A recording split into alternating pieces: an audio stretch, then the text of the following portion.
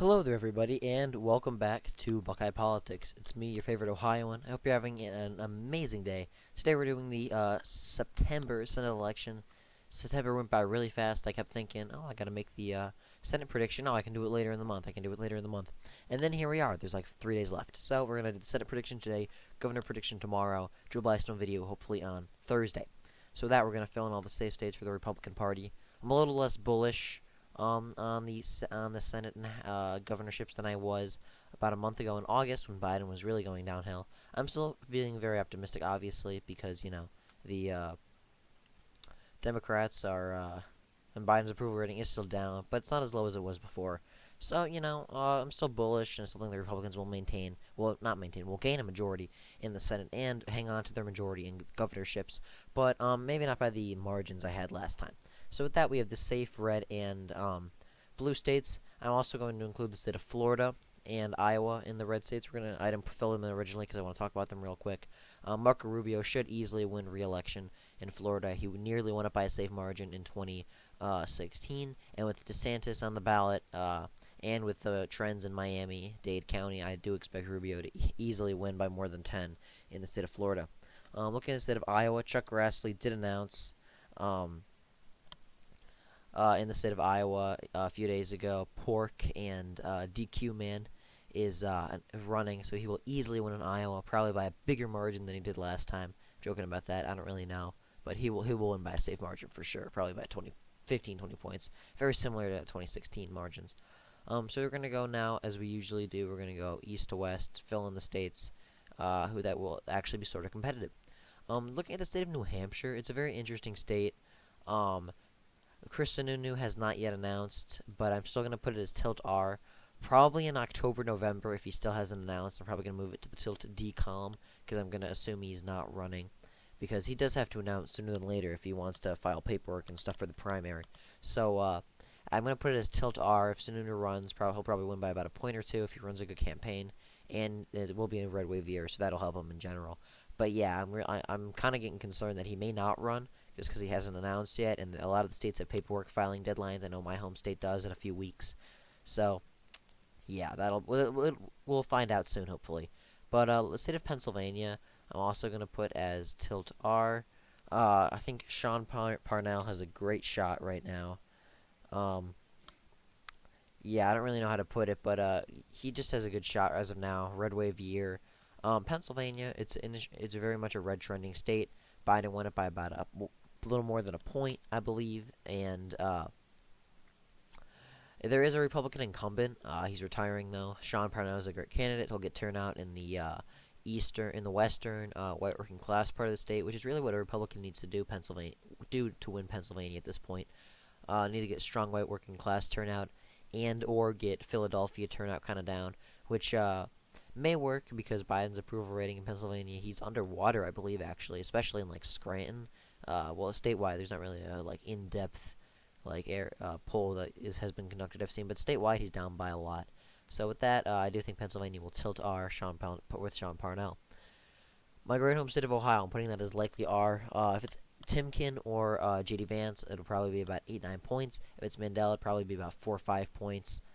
Just because with Josh Mandel, he's not really he's liked by sort of the more far, I don't want to say far right, but more, very much more conservative, more full-on Trumpian, while the main majority of the Republicans in Ohio prefer Timken or J.D. Vance.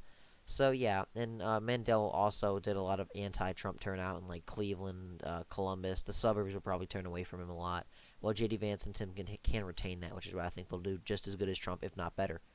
Looking at the state of North Carolina, I'm going to put that as lean R. Ted Budd should hopefully get a win there. North Carolina is a safe lean R state. Not much to say about it. It'll be competitive for sure, but I do think that the Senate race will stay in the red column, and North Carolina will stay in the red column for the next few cycles, probably for a while, just not by huge margins. State of Georgia is very interesting. I'm going to put that in the Georgia in the tilt R column. Herschel Walker, a great candidate. He had a great speech at the Trump rally that Trump had a few days ago. The energy's on our side. And a few months ago, I was saying there's no way we're ever going to win in Georgia again, kind of dooming on it. But now I do think that Georgia will tilt to the Republican column. Herschel Walker probably will win by about half a point as of now. The governorship's a different story. We'll get into that tomorrow. But yeah, the Senate race, I do feel very optimistic for the Republicans in. It's clear to me that the rural areas will turn out heavily for Herschel Walker, and because of and Herschel Walker will probably do a little bit better in the Atlanta and Savannah suburbs, which is always good for a candidate in Georgia.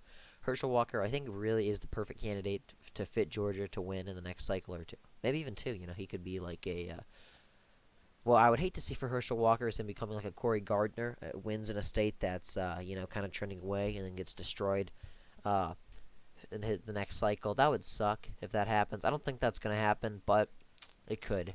But yeah, Herschel Walker, great candidate for Georgia as of now. He'll easily get heavy turnout in the rural areas and probably do a little bit better than Trump in the vastly trending left suburbs and inner cities. Not much better, but enough that he should be able to win by about half a point.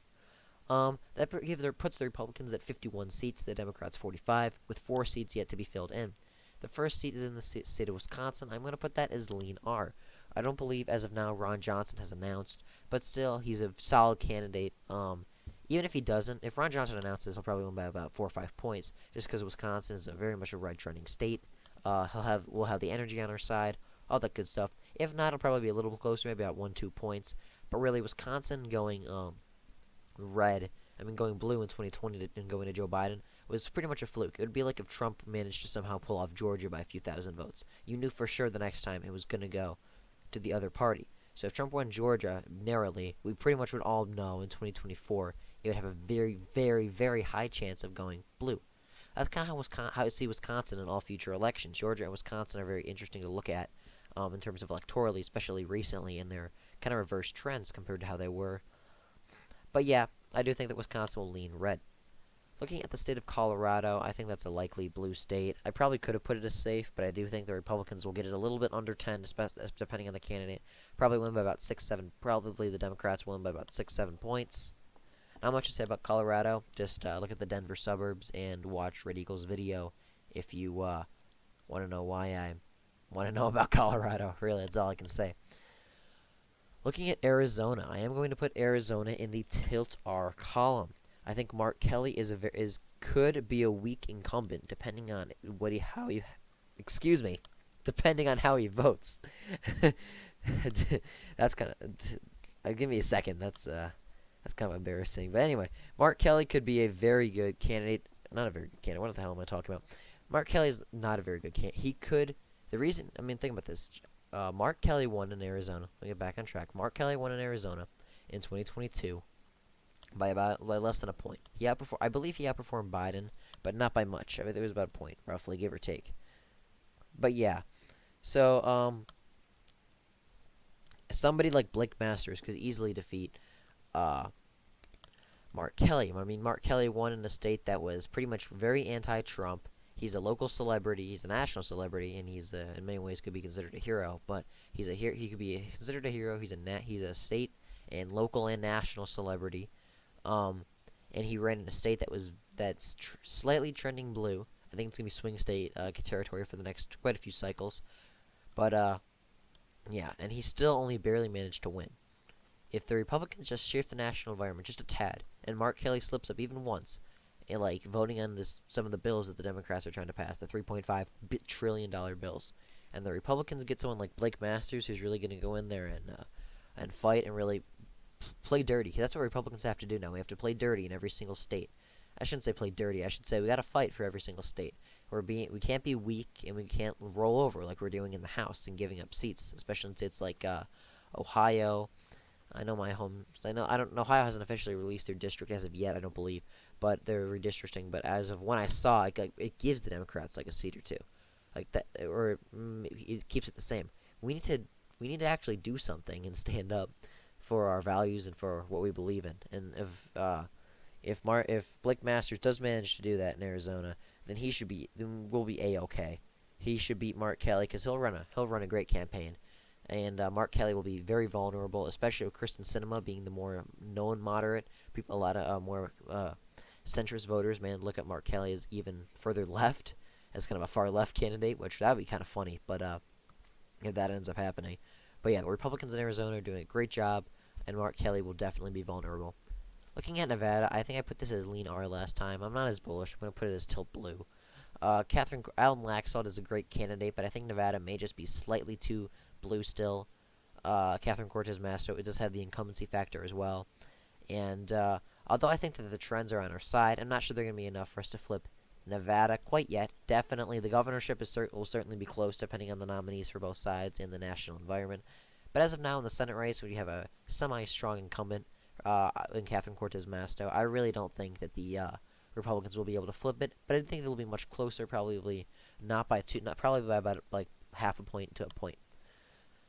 So with that, we have the Republican Party at 53 seats and the Democratic Party at 47 seats. Thank you for watching. Be sure to like and subscribe for more Ohio and national politics, and I will see you in the next video.